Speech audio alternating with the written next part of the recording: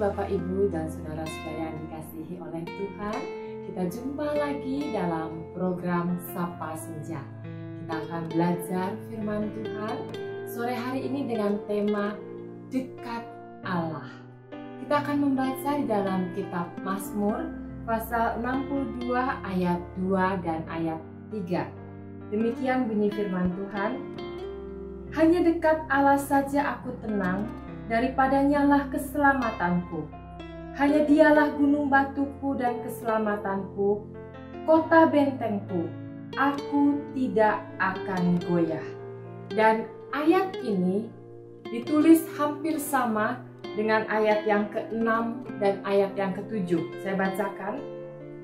Hanya pada Allah saja kiranya aku tenang, sebab daripadanya lah harapanku.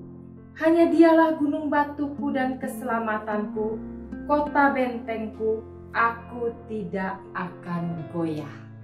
Kita belajar kalau ayat firman Tuhan ditulis lebih dari satu kali, berarti itu adalah sesuatu yang penting, harus mendapat perhatian kita lebih. Mazmur ini ditulis oleh Daud. Dia katakan, hanya dekat Allah saja aku tenang. Jadi rasa tenang kita itu bukan karena kalau kita lagi pegang uang banyak, kalau kita lagi dekat dengan seluruh keluarga kita, kalau kita dalam keadaan semua sehat, semua baik. Tapi firman Tuhan hari ini katakan, kita bisa merasa tenang kalau kita dekat dengan Allah. Jadi siapapun kita, kalau kita mau merasakan hati kita tenang, mari kita mau mendekat kepada Allah. Jadi, bagaimana posisi kita dengan Allah? Apakah dekat atau jauh? Itu akan menentukan posisi rohani kita. Posisi rohani kita bisa sehat dan baik kalau kita dekat dengan Allah. Dan Daud menulis ini ketika dia sedang menghadapi orang-orang dengan maksud yang jahat terhadap dia.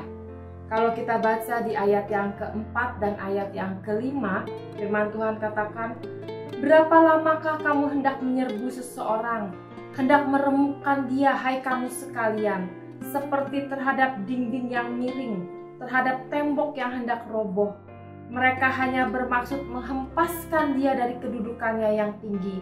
Mereka suka kepada dusta.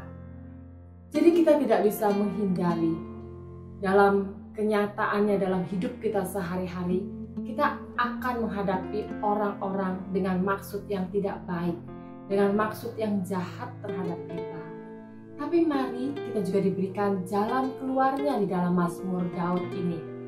Di dalam ayat yang ke-9, firman Tuhan katakan, percayalah kepadanya setiap waktu, hai umat, curahkanlah isi hatimu di hadapannya. Allah ialah tempat perlindungan kita.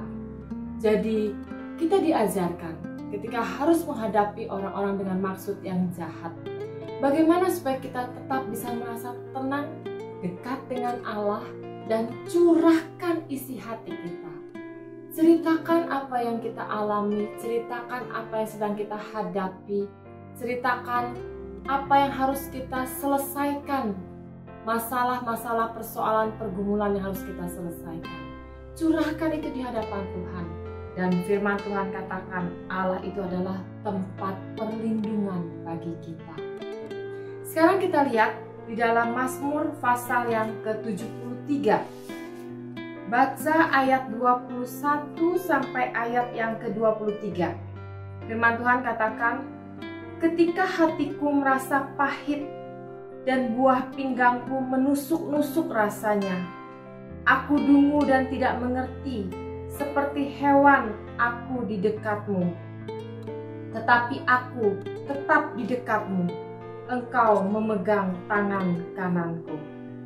Bukankah ini yang sering kita hadapi ketika hati kita merasa pahit dengan kenyataan-kenyataan yang harus kita alami? Ketika kita tidak mengerti mengapa harus seperti ini yang kita alami, mengapa harus terjadi seperti ini, kita diajarkan sekalipun kita tidak mengerti, sekalipun kita merasa seperti orang yang dungu, tidak tahu harus berbuat apa, kita mau pilih tetap dekat dengan Allah. Karena kalau kita menjauh dari Allah, kita akan binasa.